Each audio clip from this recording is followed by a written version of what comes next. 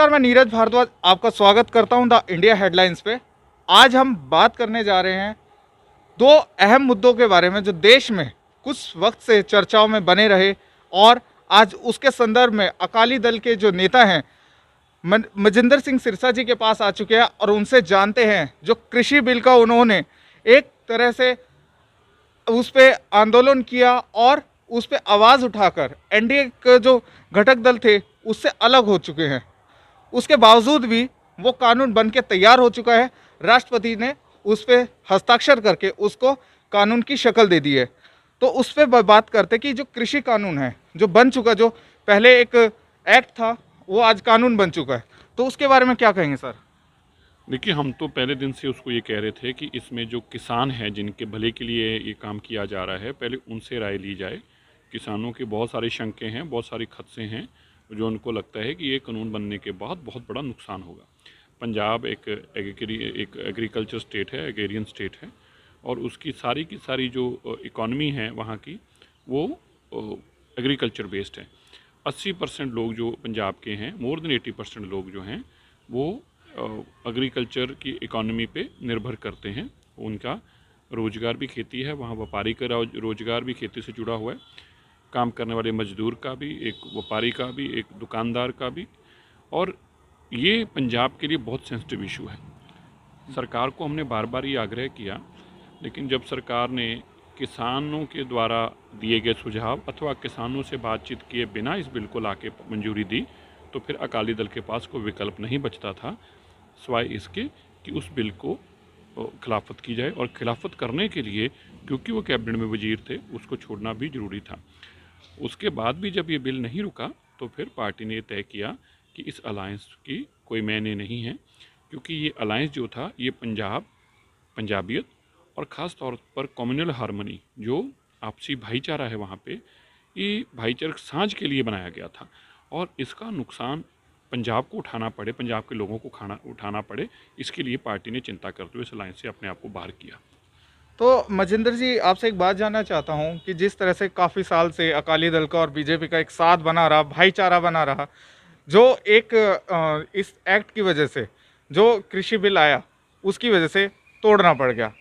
कहीं ना कहीं जो आज के वक्त जो बीजेपी जो चल रही है वो किस राह पे चल रही है, कि वो एक डिक्टेटरशिप में चल रही है, किस तरह से चल रही है? मैं आपसे जानना चाहता हूँ। क्यों हाथरस में जिस तरह से अभी सामने आया है, जो आज के टाइम का जो एक मुद्दा बना हुआ है, ज्वलनशील मुद्दा बना हुआ है, तो उसके बारे में आप क्या कहेंगे? नहीं, हाथरस में जो हुआ वो बड़ा ही एक दुर्भाग्यपूर्ण है। एक जो उस लड़के, राक्षस रूपी लड़के ने उस बेटी के साथ किया, जो कि दलित समाज से है, पिछड़े वर्ग से है, एक ऐसे तबके से है जो पहले से इस इंसाफ लेने के लिए वंचित रहे हैं, वो तो एक बहुत ही घिनौनी हरकत थी।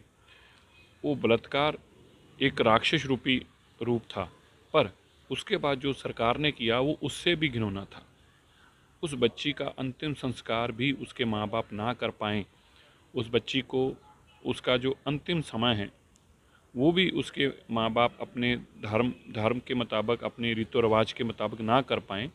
देखिए, ये एक अब तक की मेरी जानकारी में सबसे घिनौनी हरकत हुई है।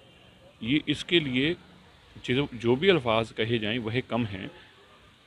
चुनी हुई सरकार लोगों की नुमाइंदगी करती है, लोगों की आशाओं के ऊपर खरी उतरने का काम करती है, ना कि अपनी मनमर्जी से ऐसे ऐसे कानून या ऐसे काम थोपे जैसे कि ये एक बहुत ही निंदनीय घटना। और ख़ास तौर पर मैंने पहले भी कहा कि दलित परिवार जो कि पहले ही इंसाफ से वंचित हैं, उनके साथ ऐसी और घटना होना, यह अपने आप में एक दुख भरा भी है और कहीं ना कहीं सरकार की मानसिकता को भी दर्शाता है। सर, मैं आपसे एक छोटे से और एक आखिरी सवाल लेना चाहूँगा कि आपको इतना साल हो गए राजनीति में, इतना साल हो गया कि देश की राजनीति को देखते हुए, आपके अनुसार आज के 2020 में देश किस तरफ जा रहा है? राजनीति का स्तर किस तरह का जा रहा है?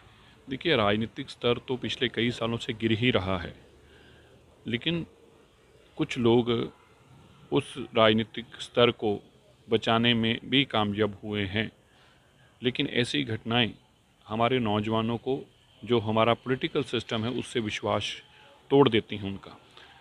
नौजवान पीढ़ी को आज ये बहुत ज़रूरी है कि उनको एक लकीर दी जाए, जो लकीर ऐसी लकीर खींच की दी जाए जो आदर्श वाली लकीर हो, जो समाज के अंदर सहनशीलता वाली लकीर हो, जो समाज के अंदर अपनी जिम्मेवारी को संभालने वाली और समझने वाली लकीर हो। लेकिन कुछ लोगों के कारण ये सब कुछ मिटता जा रहा है। दुख हमें इस बात का है कि जब कोई भी सूबे का मुख्यमंत्री हो या सूबे का मंत्री हो या पुलिस अफसर हो, जिनसे लोगों को ज़रूरत से भी ज़्यादा उम्मीदें होती हैं, क्योंकि इंसान को अपने भगवान के बाद, माँ बाप के बाद अगर किसी से उम्मीद होती है तो कानून के रखवालों से और किसी प्रदेश के मुख्यमंत्री से होती है। जब ये विश्वास टूटता है तो इसका बहुत दूर तक अंजाम हो जाता है। धन्यवाद जी। जैसा कि अभी सर से बात हुई और उनसे जाना कि आज के समय में जो राजनीति का जो स्तर है कितना निचले स्तर पे जा चुका है और किस तरह से उसको उठाने की ज़रूरत है, किस तरह से आगे का रास्ता इख्तियार करना चाहिए, इसके बारे में बात करी। ऐसी तमाम बड़ी खबरों को पाने के लिए आप देखते रहिए और लाइक कीजिएगा, शेयर कीजिए और सब्सक्राइब कीजिएगा द इंडिया हेडलाइंस को।